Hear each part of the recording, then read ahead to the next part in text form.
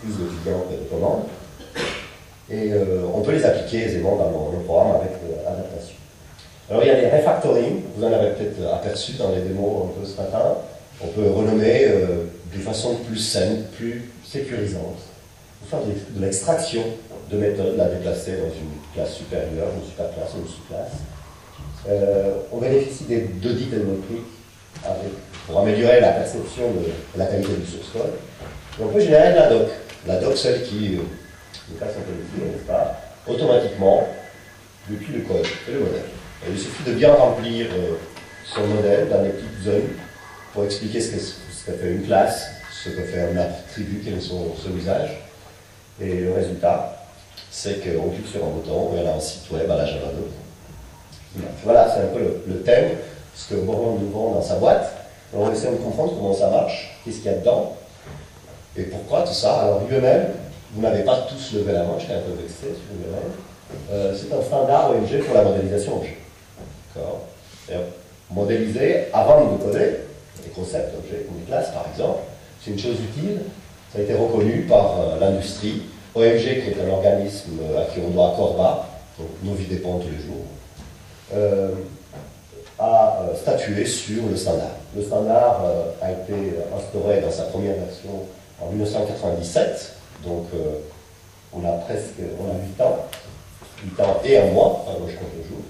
Et dans Delphi 2006, nous avons trouvé du UML 1.5, donc, mais aussi du UML 2.0 qui est tout nouveau. Puis vous allez pouvoir récupérer vos modèles roses et faire aussi de l'import XML. Alors quand j'ouvre projet nouveau, j'ai la possibilité de sélectionner des types de projets de conception, design project, on va dire entre nous des projets de modélisation, qui sont 1.5, 2.0 ou conversion depuis ROS.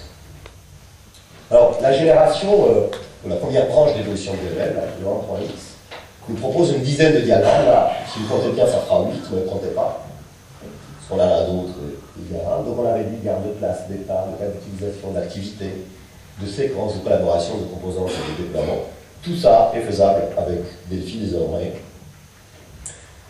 Donc il suffit de dire, je veux rajouter un nouveau diagramme, quelque part dans un bouton droit, vous allez le trouver. Et on choisit son diagramme préféré. Alors je ne sais pas par lequel, ceux qui font la modélisation, par lequel vous commencez. Mais vous savez certainement que UML n'est pas une méthodologie au sens rigoureux du terme, au sens processus. Ça apporte beaucoup de choses, mais vous laisse toujours la liberté de commencer par le diagramme de votre choix. Donc c'est rassurant. Quand on fait du UML 2.0, je ne sais pas si vous connaissez, mais UML a subi lui-même un refactoring important, sa propre définition, donc remaniement. Par exemple, le diagramme de collaboration s'appelle maintenant diagramme de communication. Le diagramme de state chart, c'est pardon, c'était pas state chart, c'était le diagramme d'état. Ça s'appelle maintenant machine à état, c'est plus chic. Le diagramme d'activité a été fortement enrichi, à tel point qu'on ne l'utilise plus dans la même signification. Puis on a un diagramme supplémentaire de structure, dit de structure composée. Je ne montrerai pas tout ça, le thème n'est pas UML, mais vous pouvez voir à droite que c'est possible de choisir son diagramme, qui vont tous au rendez-vous. Mais dans l'UML 2.0, il y a une autre nouveauté. Et ça a été une motivation très forte de MG. C'est la possibilité de faire des programmes pilotés par les modèles. Donc c'est plus ambitieux, vous le verrez. Donc ça s'appelle MDA, Model Driven Architecture. Ça implique un langage d'interrogation, de création de vue et de transformation, qui s'appelle QVT, Query View Transformation. Il y a du XMI, et 2.0 d'ailleurs, et du MOF 2.0. Vous allez me dire, qui fait le MOF ici? Alors, MOF est pour UML, ce que UML est pour vous. D'accord? Quand vous codez, vous suivez un modèle. Le modèle, lui, il est en UML. D'accord? Maintenant, en quoi on exprime UML? En MOF, c'est un niveau de... C'est une représentation de plus haut niveau, c'est Meta Object Facility. Et c'est intéressant parce que les gens de l'AMG se sont dit il n'y a pas que UML dans la vie, c'est au regret, il faut le constater. Donc on peut passer d'un modèle à l'autre, d'une méthodologie à l'autre, on peut s'appuyer sur MOF. Alors c'est extrêmement technique, c'est une architecture standard dédiée au pilotage de projets par le modèle. Et il y a des transformations qui sont mises en œuvre de modèle à modèle et de modèle à texte. Texte à modèle révélant. Mais pour ces fonctionnalités-là, je vous envoie vers Together Architect 2006, qui est une merveille. C'est pas le thème aujourd'hui. On a des petites choses très sympathiques à voir dans Delphi, avec le Together de Delphi. C'est un domaine tout à fait passionnant. Il n'y a pas d'application meilleure à Delphi que ce qu'on a ici, donc on n'a pas à rougir pour l'instant. Tout ça marche bien pour Java. Ok, un petit tour des diagrammes, Lionel, juste pour voir qu'ils existent, des photos de famille. Voici un diagramme de cas d'utilisation.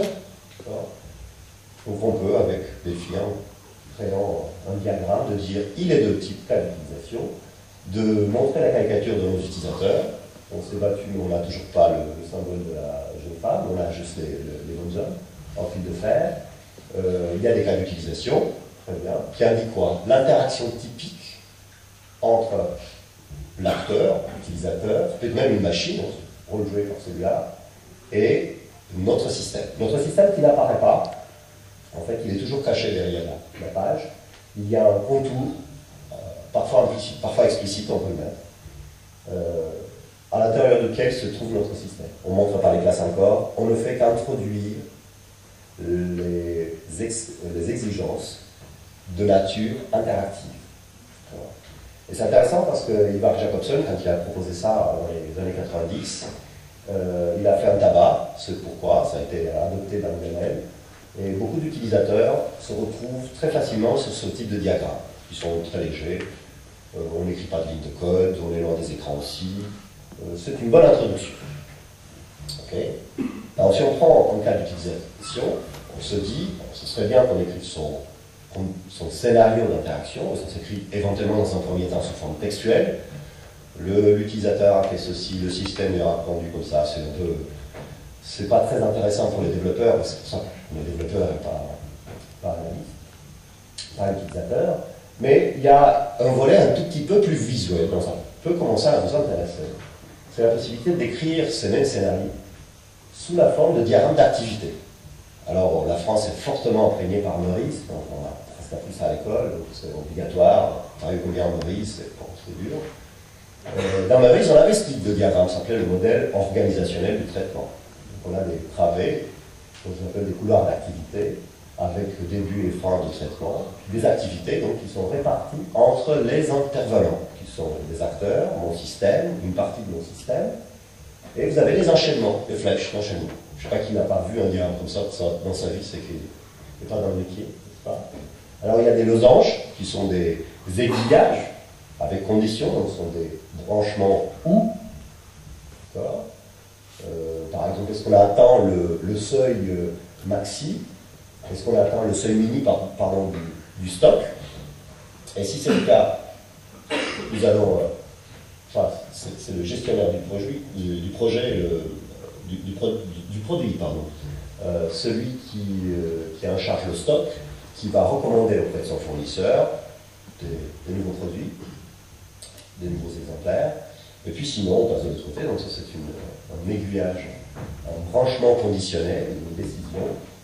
Il y a aussi de la mise en parallèle de la réactivité, qui veut dire que je ne suis pas sûr que je vais d'abord rendre la monnaie, ou imprimer le reçu, ou le contraire. Et s'il n'y a aucune raison objective à imposer un ordre séquentiel entre les deux activités, vaut mieux ne pas l'imposer aux développeurs, vaut mieux le mettre à l'évidence. Et donc on indique par des barres parallèles le déroulement potentiel à n'importe quel ordre des deux branches, ou des N branches, soit parce que give change, c'est-à-dire rendre la monnaie plus haut que ça ne déroulera vraiment, c'est vraiment pas imposé. Et puis on a autour par deux barres de centralisation, de séparation de retour. Et là, la signification n'est pas où, mais les deux branches doivent être effectuées. On ne peut pas considérer que la vente a été achevée tant que les deux branches n'ont pas été parcourues, exécutées. Ok? Des questions là-dessus? N'hésitez pas, lui-même, vous apprenez des choses. Ok, moi aussi. Un autre diagramme possible, c'est un diagramme d'objet. qui met en évidence les objets qui font le boulot à l'exécution. C'est assez intéressant. Leur lien et l'échange de messages suite à l'intervention d'un utilisateur. Donc là, on a le caissier qui va appuyer sur une touche, et puis il y a un message qui va circuler tout au long des objets pour achever sa vocation de servir l'objet qu'il a appelé, de servir l'objet qu'il a appelé, et donc de servir l'acheteur, l'utilisateur. Okay. Diagramme de collaboration, on peut mettre en évidence. Donc nous sommes ici à un UML qu'est-ce qu'il met en évidence? Il met en évidence la collaboration entre les objets, qui sont des instances de classe, dans le but de satisfaire un cas d'utilisation. Donc le cas d'utilisation peut être exprimé dans un premier temps sous la forme de d'activité, dans un premier temps dans un temps métier. On n'est pas très sûr quels sont les objets. Là, on peut avancer, donc on a des objets, ça veut dire que ces objets ont peut-être des classes. Donc à des différents moments, on peut exprimer des choses de nature différente. Alors évidemment, on a dit qu'il faut des classes, forcément, ces objets doivent être instanciés, et ces classes-là, les voici. Ici, j'ai procédé au reverse engineering de l'application classique d'Together qui s'appelle Cache Sales. Donc c'est une caisse enregistreuse, et vous l'avez sur Delphi 2006. C'est facile à ouvrir des diagrammes, on va demander de nouveaux diagrammes, à mettre en évidence des associations. Là, je n'ai pas mis les multiplicités, j'ai pris une vue, tout simplement, pour vous épargner la vue trop technique des quelques classes d'implémentation. Il y a bien des méthodes qui apparaissent. Et puis, vous voyez en bas à gauche le symbole du raccourci, donc c'est pas du shortcut.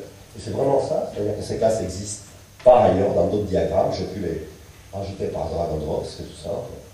Et les petites flèches comme les oreilles de Mickey, comme ça, ce sont des liens de dépendance que Delphi a détecté lui-même parce que généralement on évoque le 10 et ça lui fait ça. Okay.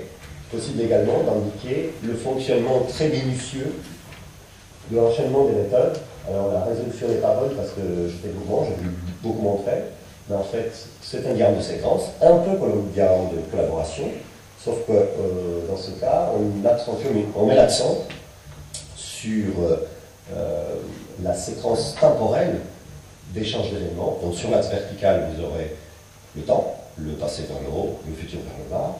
Les objets sont placés tout en haut, quand ils existent au début du scénario, ou alors, s'ils sont créés au fur et à mesure, vous voyez les flèches qui sont dedans. Donc les flèches sont horizontales, elles ne prennent pas de temps, sont des messages idylliques comme ça.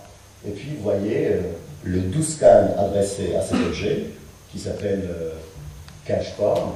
Donc l'utilisateur a cliqué sur un bouton, se décompose en n appels successifs en cascade. Et puis vous avez même la mise en évidence des boucles if, des boucles scan, des for, etc. Donc la possibilité de documenter de façon très minutieuse le code, mais seulement si c'est nécessaire. Je ne considère pas ça comme une obligation. Ok. Alors, c'est très intéressant de se dire que nos applications orientées objets, elles fonctionnent grâce à des objets qui sont à l'exécution, qui s'envoient là-bas, le message, mais qui parfois se mettent en grève, ou parfois ils se laissent arrêter au feu rouge parce que ce n'est pas leur tour. Et ce qu'on appelait avant les règles métiers, où voilà, on mettait les règles de gestion en un risque, on mettait dans un endroit regroupé, on avait un dictionnaire de règles métiers avec une grande difficulté à faire évoluer les règles entre elles parce que la propagation était un peu diffuse. Et bien maintenant, ces règles métiers, on essaie de les dispatcher un peu partout. Avec l'héritage, on essaie d'éviter quelques ifs parce qu'on utilise la redéfinition de méthode. Avec le diagramme de transition d'état, on essaie de dire, ben voilà, mon objet a des humeurs. Il est tout d'abord actif. Et d'ailleurs, dès sa création, il est en attente de notification. Et il ne fait pas de scan. Et puis, suite à une lecture valable, c'est le lecteur de code barre, il passe en lecture autorisée, good scan. Et puis après, il y a l'événement notification qui lui arrive, et donc il passe en état notifié. Et à tout instant, si un timeout, on s'arrête. Donc il est intéressant d'indiquer les états des objets, et puis de se dire qu'en fait ces événements peuvent correspondre à des méthodes. Et ça met un peu d'ordre C'est comme si certaines de vos méthodes étaient grisées. Parce que votre dataset n'est pas ouvert, bon, il est grisé, on ne peut pas faire next. Le next n'est pas autorisé, et ainsi de suite. Okay. Alors, nous avons d'autres diagrammes. Un YAML, celui-ci encore d'autres, c'est pas long. Dans celui-là, on a le diagramme des composantes, TES. Je fais exprès pour indiquer ça. Il ne faut pas les confondre avec les composants qui sont dans la palette d'outils et qu'on place. Ce n'est pas forcément la même granularité, ça pourrait être ça. Donc dans ce cas, nous avons quoi? Un scanner, un référentiel client, le cache sales et le produit, ce sont 4 composants. L'architecte a décidé qu'il serait intéressant de fonctionner par interface. Donc ces 4 composants, enfin 3 d'entre eux en tout cas, exposent chacun son interface. Et puis le post-client, lui, il attaque ses interfaces de l'extérieur, il les exige. Essentiellement, tout simplement de cette façon-là. Donc c'est très synthétique. C'est l'équivalent d'une information très précieuse, piochée sur des dizaines de milliers de lignes de code, qui en tout peuvent être réunies sur une page, mais là c'est graphique, donc c'est plus facile à communiquer. Vous ne ferez pas forcément ce diagramme tous les jours, vous le ferez une fois pour mettre en évidence votre architecture, pour la proposer, et puis de temps en temps pour la documenter, la faire évoluer. Et enfin, parce que certains composants iront sur certaines machines, d'autres sur d'autres machines, les composants, de façon générale, sont des modules, ça fait des exécutables, des points pass, des points DFM, tout ce que vous voulez. Là, dans un diagramme de déploiement, qui est le dernier dans UML.x, on va placer les composants de déploiement, ceux qu'on a distribués, sur des cubes qui ne sont rien d'autre que les nœuds d'un réseau, parce que l'informatique fonctionne en réseau maintenant. Donc, ça nous amène à préciser le protocole employé par ici, par là, s'il y a des ports spécifiques, etc. Et qu'est-ce qu'on fait après? On se dit, voilà, on a travaillé sur nos diagrammes. Maintenant, il faut sortir la doc. Ah oui, on a un bouton droit, Generate Documentation, et on clique, et on obtient un éditeur à la Javadoc, avec un diagramme, le même que tout à l'heure, avec en bas à gauche une arborescence, presque comme dans Delphi. En bas à droite, la documentation de n'importe quel élément, celui qui est sélectionné soit ici, soit dans le diagramme, et avec son commentaire. Donc, si vous investissez raisonnablement dans la documentation de vos attributs, de vos classes, de vos cas d'utilisation, de leur scénario, vous en profiterez, vous faites profiter les autres, même ceux qui n'ont pas Delphi, et c'est pratique. Ok? Ça va jusque-là, UML, introduction, modélisation, c'est ça. Alors, je ne sais pas combien d'entre vous travaillent toujours sous Windows 102. Grande partie. Moi aussi. J'ai des projets Windows 102, j'ai des projets sous .NET. Alors, c'est pour vous que j'ai préparé cette section-là, pour vous dire, vous n'êtes pas obligé de passer à .NET, profitez de DHL6 et de ses fonctionnalités de modélisation. Et j'ai un petit scénario tout simple, où je place un bouton sur une fiche. Ça va? Vous êtes entraîné avec l'exposé précédent. Petit bouton comme ça, super. Alors derrière le bouton, qu'est-ce que je veux faire? Je vous explique ce que je fais au fur et à mesure, c'est comme ça qu'on fait quand on développe maintenant, on appelle ça agilité. Bah, derrière le bouton clic, donc j'ai créé un champ messager long. Ça va, tout le monde suit là, c'est pas compliqué, n'est-ce pas? Très bien. Donc, vous avez pu remarquer que la ligne modifiée, elle était en violet. Alors c'est bien, on rajoute des méthodes comme ça, mais il est intéressant de savoir qu'à tout moment, on peut visualiser graphiquement un UML, le contenu des classes. Voilà. Avec, vous voyez, les plus, ça veut dire visibilité publique. Il y a des sections séparées pour les attributs, pour les méthodes, mais aussi pour les propriétés. Troisième, le dernier avantage de la classe. Okay. Donc on peut même zoomer et rajouter nos classes. Je vais rajouter la classe personne, pourquoi pas. Dans la classe personne, j'ai rajouté l'attribut nom et la méthode bonjour. J'ai fait le bouton droit, ajouter attribut. Voilà. C'est bien, j'enrichis par le modèle, et quand je regarde le code, qu'est-ce qui se passe? Bah, j'ai ça. Personne égale classe, public, procédure bonjour, var, nom, string, end. Pourquoi var? Parce que c'est plus chic, mais enfin, vous n'êtes pas obligé, ça marche aussi bien à l'ancienne. Donc, code, modèle, puis puisque je suis dans le code, je vais peut-être rajouter un attribut, n'est-ce pas? Ah oui, parce que personne ne va me dire qu'il faut d'abord faire le modèle. Je ne sais pas quel est le chef qui aurait ce culot. je travaille comme je veux, donc je rajoute H, c'est de type integer, je suis bien dans le code. Vous voyez mon petit violet là, c'est facile à suivre, ce qui a changé. C'est pas mon mérite, hein, c'est le défi. Je bascule en diagramme et je l'ai mon H, hein, de point integer, je suis content.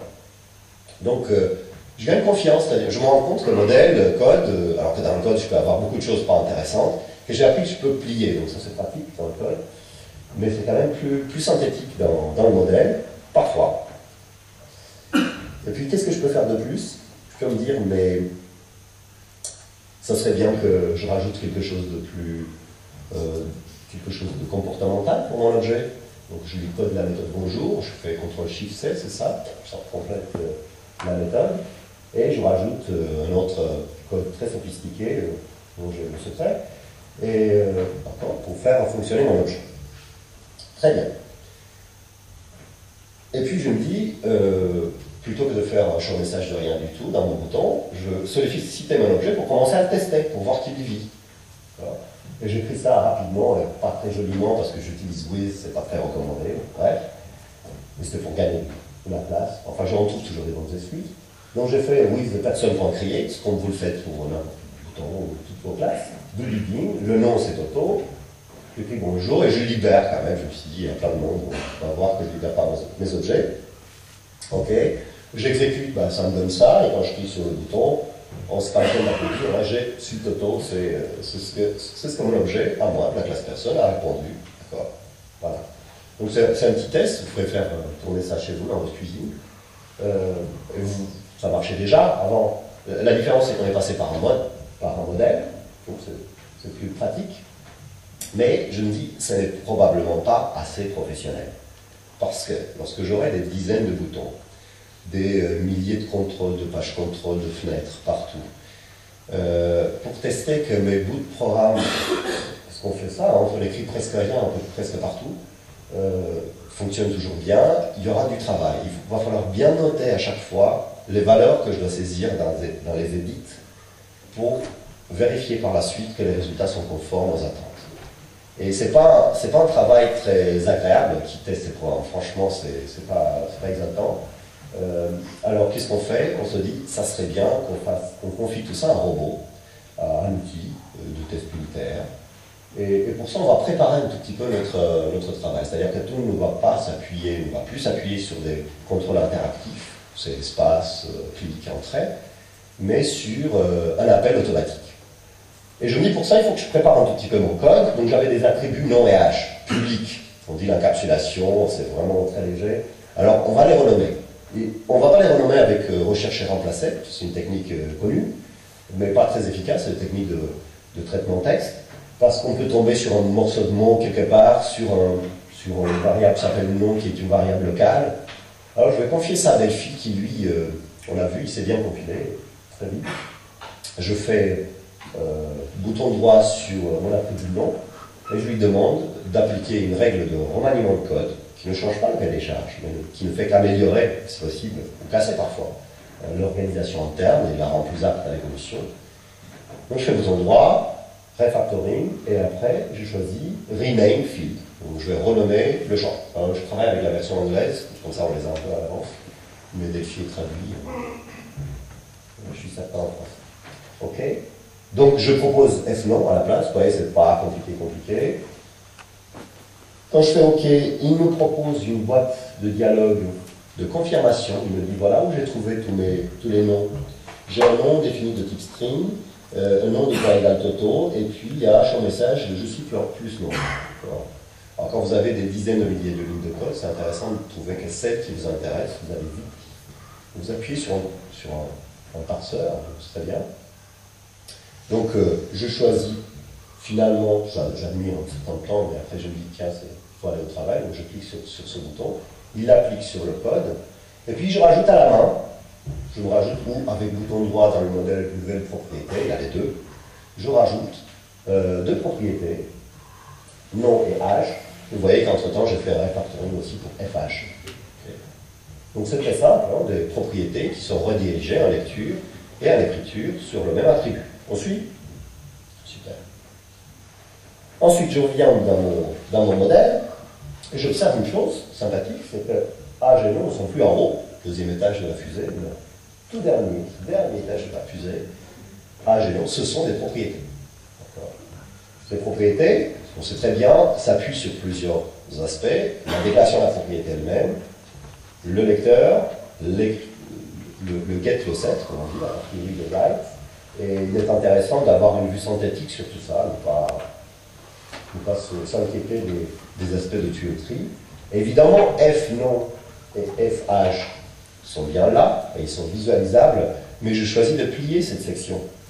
Parce que je regarde ma classe, plus elle prend de l'ampleur, je la regarde de l'extérieur, j'ai une vue synthétique. C'est plus compréhensible. Si j'ai un doute sur la façon particulière, précise d'implémenter ma propriété nom, je ne vais pas faire double-clic, je me retrouve dans le code, j'ai tout ce qu'il faut. Et c'est synchronisé, je ne vais pas maintenir une documentation. On fait de la doc ou du ML non parce qu'on n'a pas le temps. Alors là, on gagne du temps. Ok, donc on avait dit quoi? Et maintenant, qu'est-ce qu'on fait? Ben, on a un bouton, le fameux F9, qui nous permet de réexécuter, de voir que tout donne la même chose. Donc je ne l'ai pas fait ici, parce que c'était un remaniement.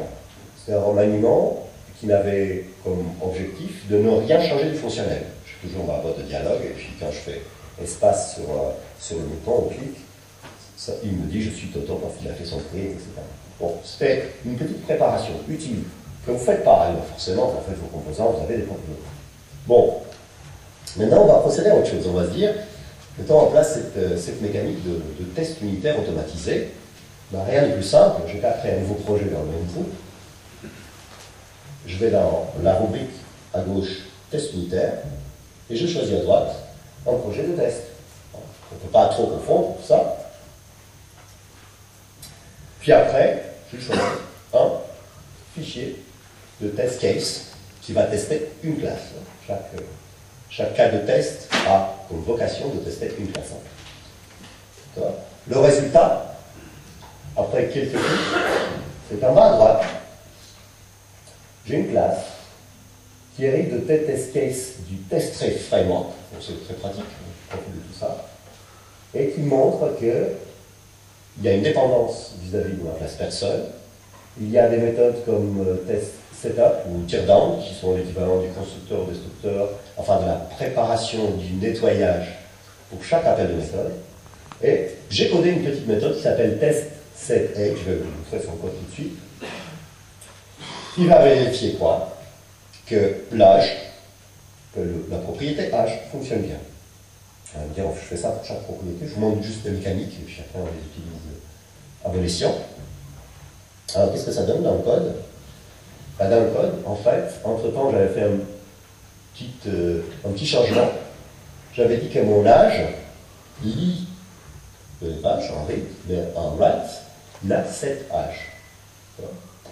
Ctrl-Shift-C, ça me rajoute ceci. Et l'implémentation, vous doutez bien, fait f âge, value. Okay. Après, je vais dans la méthode test set âge, que j'ai créée moi-même, de la classe de test, et je lui dis, tiens, mon fpersonne.âge 2.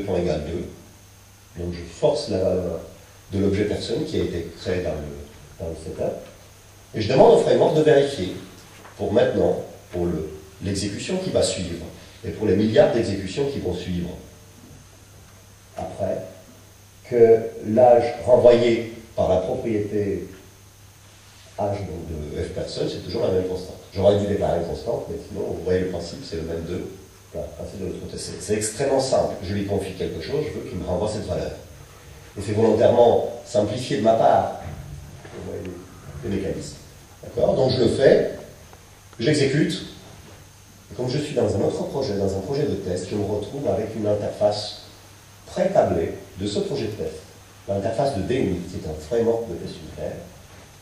Et là, je retrouve, donc qu'est-ce que je fais dans cet environnement? Je lui demande d'exécuter les tests unitaires. Il se trouve qu'il n'y a qu'un seul test qui s'appelle test setage. Dans la classe test personne, pour une classe personne, j'ai test personne, pour client, j'ai test client, ainsi de suite, et qui est dans mon projet de test. Et j'appuie sur le bouton vert, et puis, puisqu'il le suggère bien, d'après vous, c'est quelle touche permet de réexécuter les tests unitaires? C'est facile, F9, d'accord? Donc il exécute, et qu'est-ce qu'il donne? Il vérifie tous les checks, il exécute toutes les méthodes des tests unitaires. C'est-à-dire qu'il instancie les objets des classes, enfin il instancie les classes qui héritent de test case.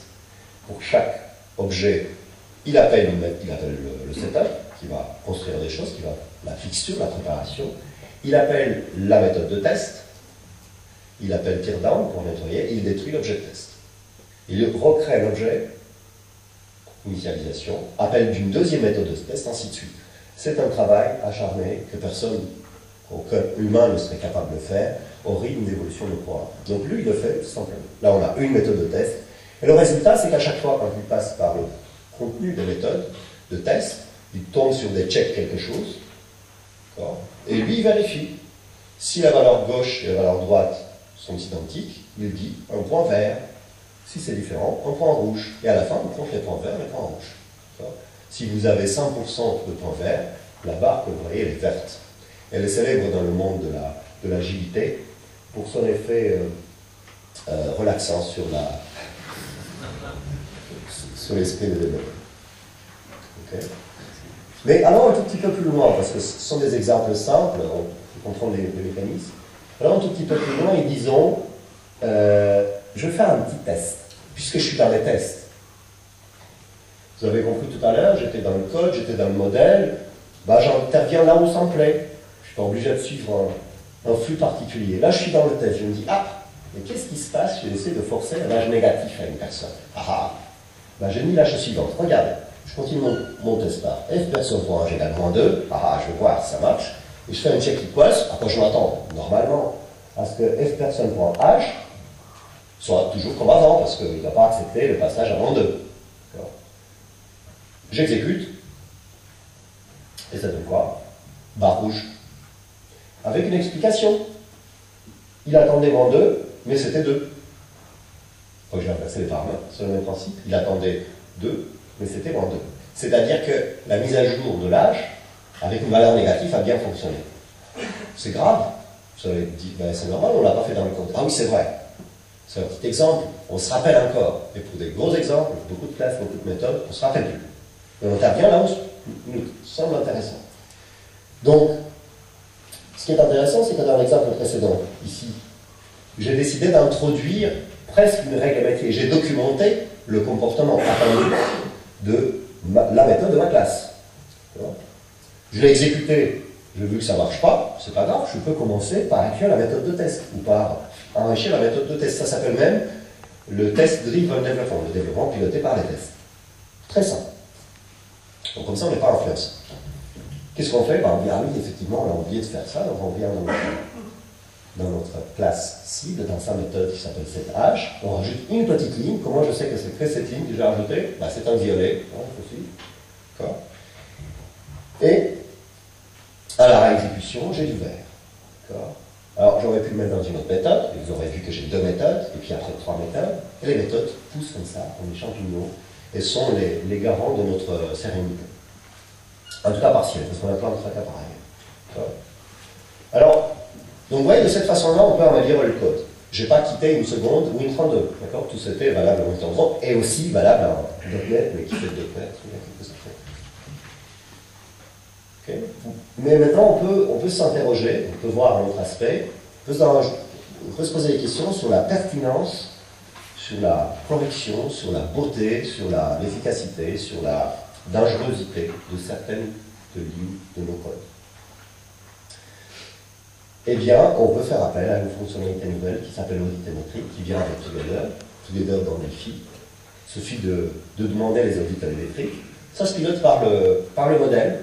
Donc, dans un modèle, pour une classe ou pour un package, on peut demander ça. Et puis, il nous sort une liste de warnings. Donc là, vous voyez, il nous a dit le paramètre formel sender n'a pas été utilisé. Je trouvais un exemple le plus parlant pour tout le monde sur un exemple trivial, dans mon projet. Et de cette façon-là, on peut avoir des warnings d'une autre nature que ceux qui étaient fournis par le compilateur. Là, c'est presque pareil, mais vous pouvez imposer la notation. Vous savez très bien qu'en Delphi, on peut écrire en minuscule, en majuscule, comme on veut, donc c'est indifféremment. Il y a une règle ici qui dit utiliser la notation en chameau, qui monte, qui descend en fonction des parties significatives du mot. On avait parlé de design pattern, on peut appliquer un design pattern. Regardez ce qui se passe. J'ouvre une boîte de dialogue, je me dis, je voudrais appliquer le design pattern state, donc pour bien représenter les différents états de mon objet. Et il suffit de l'adapter, donc c'est pas un copier-coller, c'est pas on colle et puis on adapte à la main.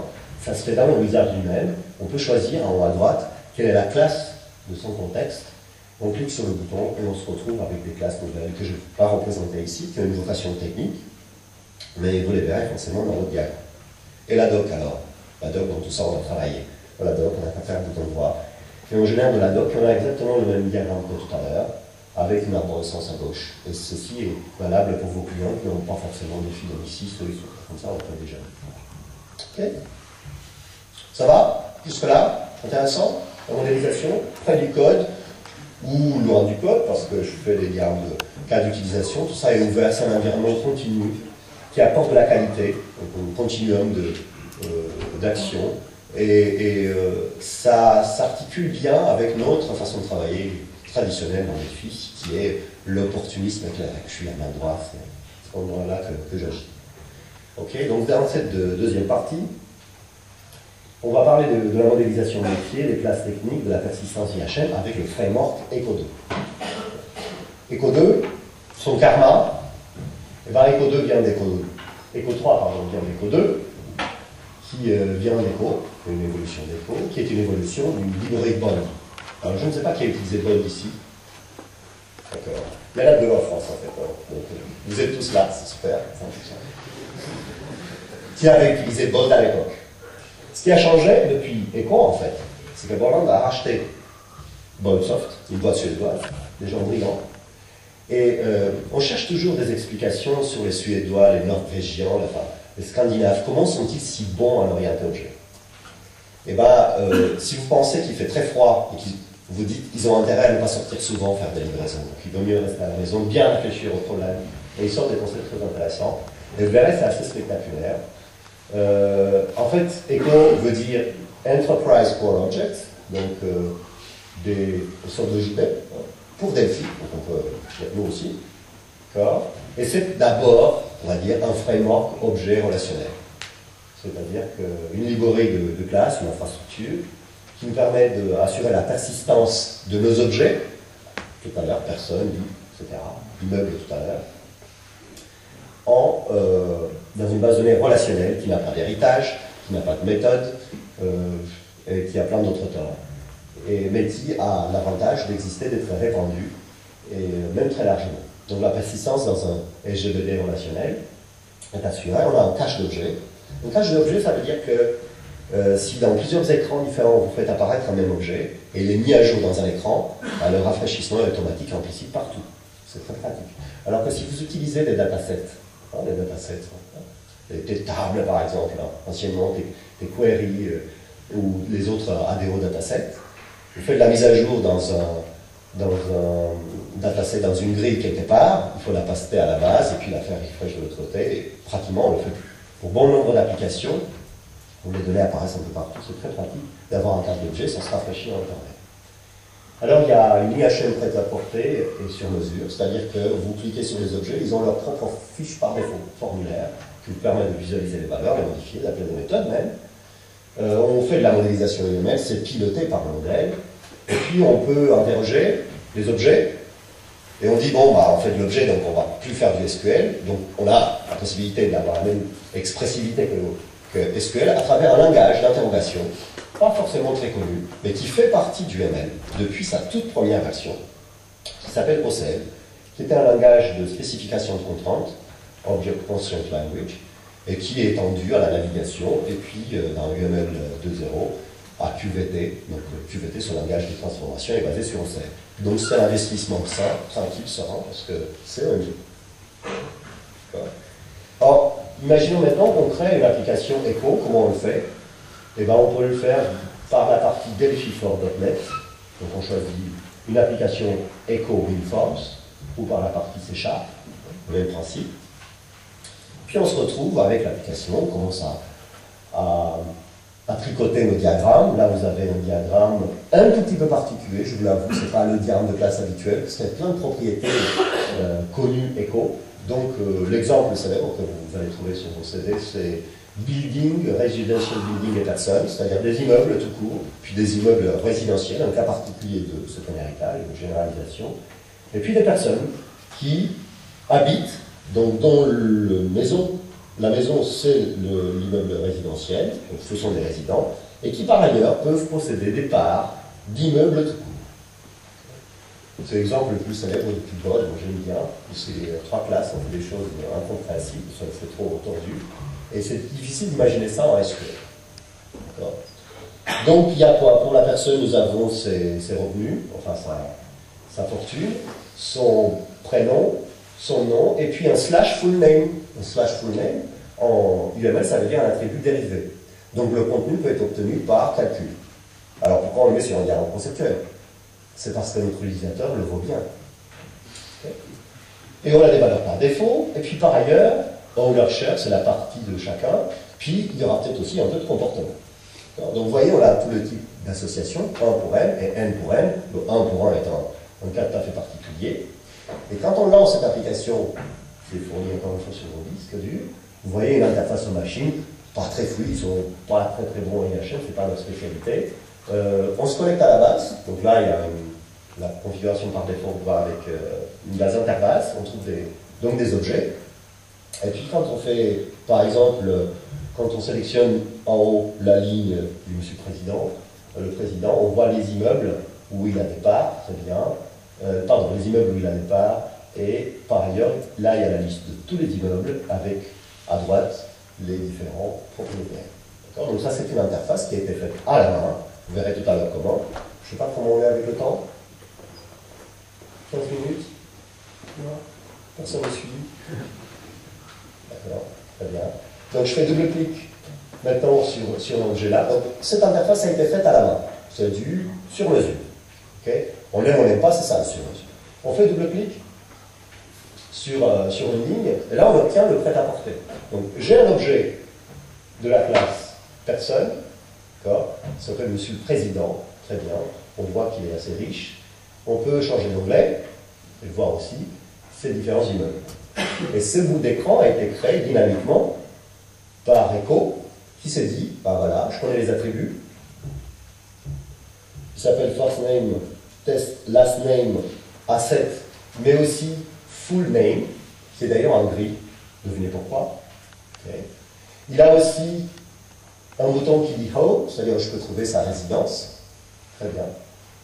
Et Echo arrive à réaliser, à interroger le système, à lui dire, mais il y a combien d'immeubles qui sont possédés, parce qu'il y a une association entre les deux, donc il va les chercher tout de suite, dans l'onglet Owner Buildings, parce que le rôle sur l'association portait ce nom-là, donc facile à suivre, et on trouve la liste des immeubles possédés. Quand on double-clique là-dessus, forcément, on a un éditeur pour cet objet-là, avec ses propres...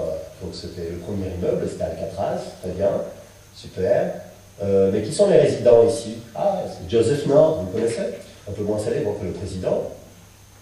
Mais lui aussi, quand on fait double-clic, il nous donne ses propriétés, et ainsi de suite, on peut aller plus loin, pour voir les immeubles qu'il possède. Ah, lui possède la Maison Blanche, hein, ça fait du Monopoly, en fait, hein, on l'avait compris.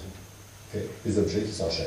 En fait, vos utilisateurs ne vont pas utiliser ça, forcément pas. Mais vous avez une interface pour pas cher, très vite, double-clic, qui vous permet de valider la pertinence de certains scénarios que vous les déroulez à la main. D'accord? Donc si on veut enrichir un tout petit peu l'exemple, on va rajouter un diagramme de cas d'utilisation avec le gérant et puis le propriétaire. J'ai 2 cas d'utilisation, dont la gestion loyer est en bleu. Vous savez pourquoi bleu? Parce qu'il y a un hyperlien, il y a un autre diagramme. Donc ça, je peux le rajouter. Et en le rajoutant, ça me permet de décrire la façon dont le loyer est perçu. Parce que dans un premier temps, j'avais que des attributs. Rajouter du comportement. Le comportement consiste à dire, quand le gérant dit, s'adresse à un immeuble résidentiel et dit, oh, c'est le 31, le premier du mois suivant, je vais encaisser les loyers, qu'est-ce qui se passe? Et bien, il y a une méthode qui est appelée, qui s'appelle j'encaisse les loyers pour l'immeuble résidentiel, et qui encapsule la formule qui a été demandée, qui a été mise au point, par le syndic, par le propriétaire. Et donc, il y a des appels de méthode en cascade. L'un appelle PayRent, l'autre appelle getTotalRent. Voilà, ça marche comme ça. En fait, quand j'arrive sur le diagramme de classe, vous voyez que j'ai PayRent et ChargeRent qui sont apparus, tout simplement parce que je les ai révélés, ils étaient là, j'ai déplié la section. Et puis, vous avez deux notes. L'une qui explique comment fonctionne une des méthodes et l'autre, c'est l'autre. En fait, je n'ai fait rien d'autre que de faire du copier-coller depuis le code. Normalement, on n'a pas besoin parce qu'il suffit de cliquer ici pour se retrouver dans le vrai code qui fonctionne. Et vous pouvez débugger et puis tester unitairement, ainsi de suite, comme vous l'avez vu tout à l'heure. D'accord? Donc là, il y a zéro tuyauterie, il n'y a pas un query, il n'y a pas une requête. Et puis, évidemment, c'est un modèle. À partir du modèle, je peux faire appel aux audits géométriques. Cette fois-ci, j'ai illustré les métriques. Et je peux sélectionner. Moi, j'ai un petit jeu de métriques, c'est-à-dire de mesures. Mesures, est-ce que la classe est large, longue, est-ce qu'il y a beaucoup de complexité, il y a beaucoup de if, des boucles trop tordues. Et donc, il y a des formules comme ça qui sont préécrites et calculées par Delphi. Et je trouve de temps en temps une valeur un peu bizarre, un 33, comme ça, c'est un rouge. Ah, sur une. Ça illustre un peu la complexité de la classe. Je peux l'illustrer dans un graphe, et ça me met le doigt sur des points névralgiques dans le code que j'ai intérêt à refactoriser, et vous avez vu comment remanier. Et puis, évidemment, on continue à tester unitairement avant et après, pour savoir que vous n'avez pas introduit de dysfonctionnement. D'accord? Donc, si on fait un projet éco à nous-mêmes dans notre cuisine, qu'est-ce qu'on fait? On fait ça, d'accord? Nos projets éco, très bien, on rajoute la classe.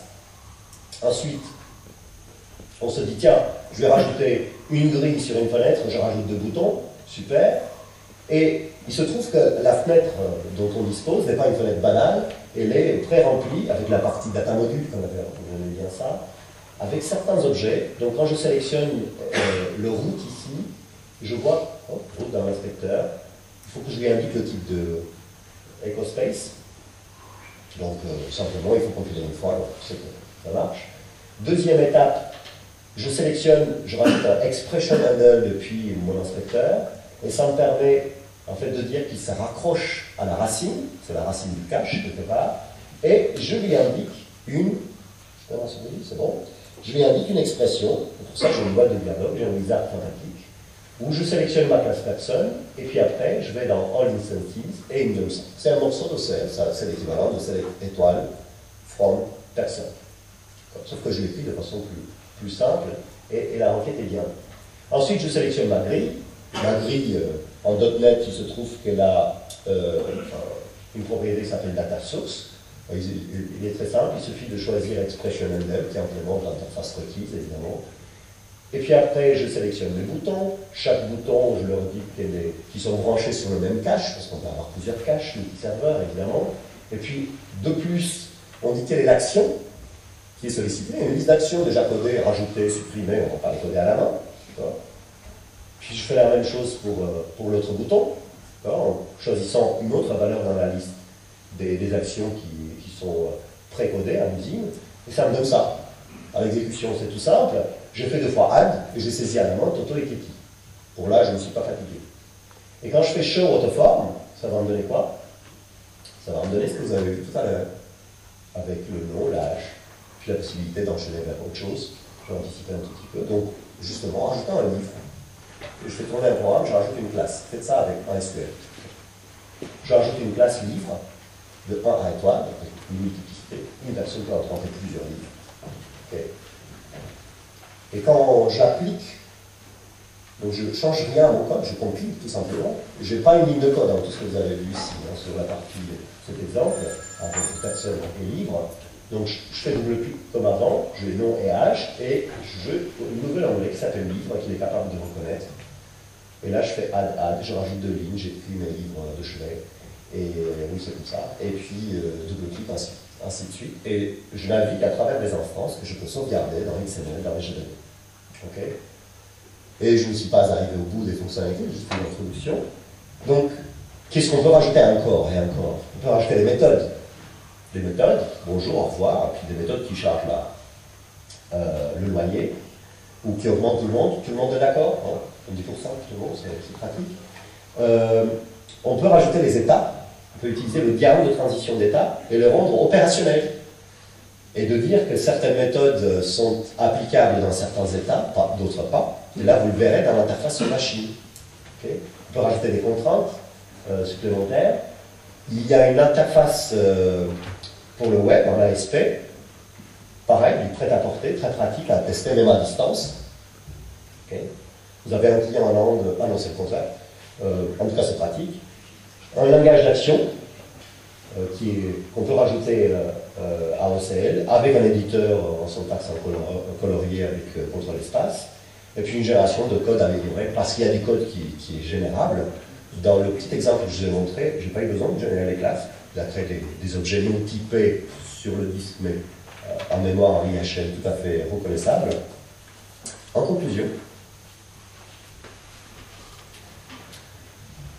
nous sommes désormais devant un pas très important dans l'évolution des IDE. Nous avons sous nos doigts une chaîne de production orientée objet complète qui nous permet de faire de l'analyse, de la conception, du développement, du test. On passe par le modèle, on va au code, l'exécution, aller-retour, dans un ordre non déterminé, la liberté est totale. Et ça passe de l'écran, en mémoire, jusqu'au disque. On peut commencer par rétro-documenter les applications existantes. Par exemple, en Win32.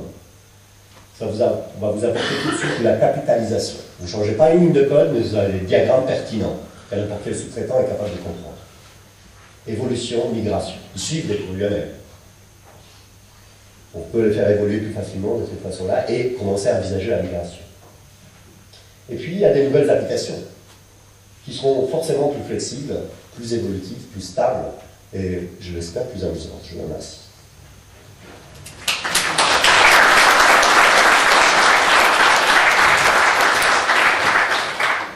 Des questions? Allez-y. Monsieur.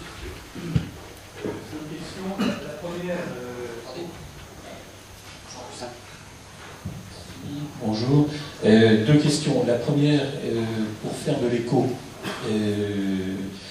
est-ce qu'on peut le faire avec Win32? On est obligé de... La réponse est non. Oui. En fait, je me permets une petite parenthèse. Win32, c'est un environnement bien, on est tous contents, mais les éditeurs de nouveaux logiciels, les éditeurs d'outils, ont du mal à avoir une part croissance de cette plateforme-là. Donc ils n'investissent pas là-dessus. Et ce n'est pas forcément très intéressant pour nous de faire ça. Voilà. Je trouve que ça ne me choque pas. Je l'aurais peut-être souhaité, mais voilà. D'accord. Merci. L'autre question, c'est en ce qui concerne le générateur d'état. Parce que ce que vous avez présenté là est très intégré, c'est formidable, ça change l'IHM directement. Exact. Mais au niveau du générateur d'état, qu'est-ce qu'on a? Pardon? Au niveau du générateur d'état, qu'est-ce qu'on a? C'est-à-dire, à partir du moment où vous changez le modèle, ça ne change pas les états générés. Alors, il y a plusieurs aspects. Le générateur d'état fonctionne avec le cache, dans un premier temps. Okay. Donc, ça veut dire que sur des objets qui n'ont même pas de classe générée, parce qu'il est capable d'exécuter le modèle, c'est ce qui s'est passé ici, vous avez des états en plus. Et vous avez des transitions entre ces états. Les transitions sont associables à des méthodes, ou les méthodes sont associables à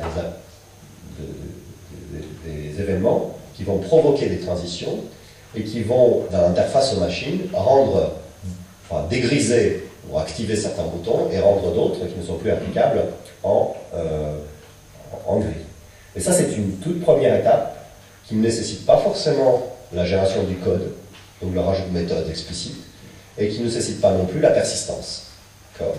Donc, deuxième étape, vous rajoutez du code. Que vous ayez la persistance ou pas, vous faites des petits essais. Tout le monde sait que créer une base de données, ça peut être long, la mettre à jour, etc. Bon. Donc, on le fait. Troisième étape, vous dites, je rajoute de la persistance. Quand je rajoute de la persistance, je vais créer une base de données. C'était la mode chez Bode avant. C'était la mode dans Echo. C'était la mode dans Echo 1 et dans Echo 2. Dans Echo 3, on peut faire autre chose. On peut dire, j'ai un modèle, mais j'ai aussi une base. Je ne la crée pas à l'occasion de la création du modèle. Je me branche sur la base. Et vous avez un wizard qui vous fait du mapping objet relationnel. Je n'étais pas surpris que peu de gens ont utilisé jusque-là Echo. C'est une technologie formidable, mais qui avait un marché de niche extrêmement étroit. C'était pour les applications où on créait la structure de la base de données à partir du code. Eh bien, ça change. Ça change fondamentalement avec la nouvelle version. Il y a un wizard qui vous permet de générer automatiquement, à partir de votre modèle et de la base, en faisant le reverse aussi, un fichier dit de mapping, qui est un XML, et qui contient toute la finesse de la mise en correspondance. Et ce dont Echo dispose, parce que ça aussi c'était des critiques un peu gentilles, mais quand même, c'est important, ça expliquait aussi pourquoi les GBD objets ne perçaient pas plus. Donc Echo maintenant est capable de gérer l'évolution du schéma, c'est-à-dire vous rajoutez des nouveaux attributs, il les rajoute à la base, bien sûr, sans écraser les données actuelles. Okay. Et vous pouvez faire évoluer les choses des deux côtés, dans l'ordre qui vous semble bon, ou que vous subissez de la part de des arrivages technologiques ou métiers dans votre bureau, et vous les faites évoluer dans l'autre sens. Donc, les états Echo a une façon particulière de les coder, mais maintenant l'architecture est suffisamment ouverte, vous pouvez vous-même les brancher sur des colonnes dans votre table qui ont une signification particulière. On n'a pas eu le temps de tout voir, c'était introductif, mais c'est ma réponse pour vous. Et c'était une bonne nouvelle, je crois. Merci. D'autres questions? Monsieur? Monsieur.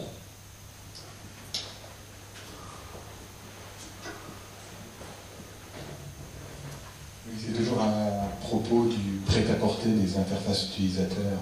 Donc on a maintenant la possibilité en ASP.NET d'avoir des webforms autogénérés. Est-ce qu'on peut les personnaliser et si oui, comment? On peut les personnaliser, je ne sais pas comment, mais l'interface est ouverte de ce que j'ai vu. Ouais. Absolument. Dites-vous bien que la partie prêt-à-porter, elle est intéressante pour valider vite fait visuellement le modèle quelque part, avoir un premier niveau de feedback. Mais il est évident qu'on ne peut pas arrêter là et qu'on ne fait pas non plus d'application jetable. C'est une première couche, vous avez l'étape de référence pour fournir à droite. Vous avez la navigation implicite. Pour le reste, on le fait. D'autres questions? Lui croire. Et c'est une question, je ne sais pas si je suis complètement dans le sujet, mais on a vu tout à l'heure les métriques. Je voulais savoir s'il existait une métrique pour savoir si on a un taux de couverture global sur les tests unitaires. Si les tests unitaires couvrent l'intégralité du code. Quoi. Alors, je ne sais pas non plus, mais ce que je sais, c'est que les métriques sont ouvertes, donc on peut définir les siennes, ses propres métriques. C'est une technologie qui vient avec Together, donc elle est éprouvée depuis longtemps.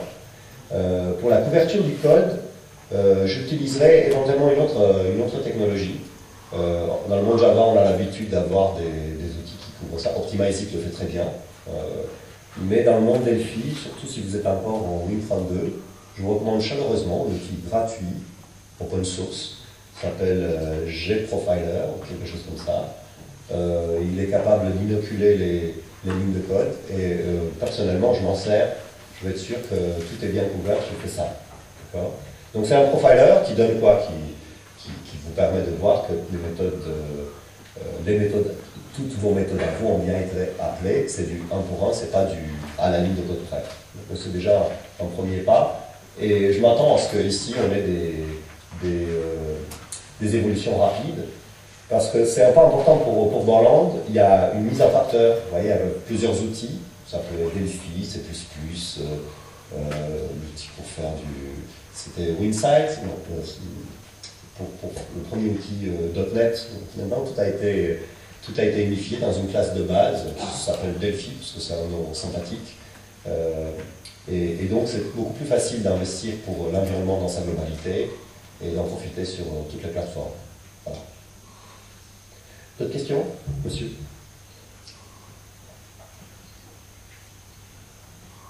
Bonjour. La question, normalement, c'est concernant la montée en charge et pour stresser une application, par exemple, surtout dans le contexte du web, pour stresser une application. Donc, on sait que le nombre, par exemple, d'utilisateurs n'est pas le même et les actions donc, des utilisateurs sont différentes. Est-ce qu'il y a donc cette gestion-là ce type de test pour voir donc, la réaction de l'application en fonction du nombre d'utilisateurs et un temps aléatoire donc alloué à chaque utilisateur. Alors, la question est pertinente, mais pas forcément le sujet. Monsieur était tout près quand même dedans.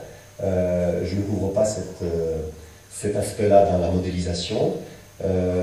Mais ça montre bien qu'il y a un continuum de besoin, qu'on passe par la métrique, qu'on arrive. Donc il n'y a rien de particulier pour la montée en charge pour la plateforme Win32. Et pour la plateforme .NET, en fait, il y a des outils, je ne les connais pas, il faut que je demande à mes développeurs, qu'ils emploient pour la partie code binaire. Parce que lorsque vous employez une application C# ou même Pascal, vous la compilez, c'est du .NET, c'est du pseudocode en IDL, IDL, c'est ça. Et donc il y a des outils qui vous permettent de travailler sur IDL, de vous brancher. Je ne les connais pas, mais voilà. Okay. Une autre question, oui. Voici donc c'est le pendant donc du UML. Donc vous avez parlé du code. Et il y a une méthode sur laquelle j'avais travaillé donc en 94, c'est Object Oriented Analysis et Object Oriented Design. C'est une méthode de Yordoni Code. Vous pouvez rappeler le C'est la méthode OOA et la méthode OOD. D'accord, Yordoni Code, très bien. Donc c'est Yordoni Code et normalement je vois qu'il y a pas mal de choses. Donc, et c'est une méthode, donc c'est pas comme le cas du UML qui est une représentation. Exact. Et qui précise une démarche, mais ça c'est une parenthèse. D'accord.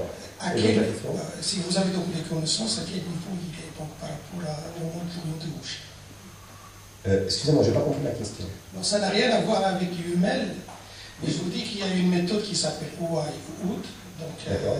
OOD, oui, tout à fait. Hierarchical Object Oriented Design et OA, Object Oriented Analysis, exact. De Yordoni Code.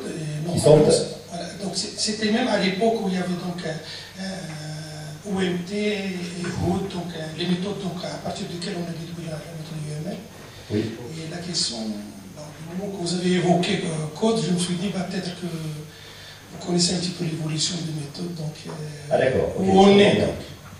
Je vous situe très bien, merci. Merci pour la question, elle est très intéressante.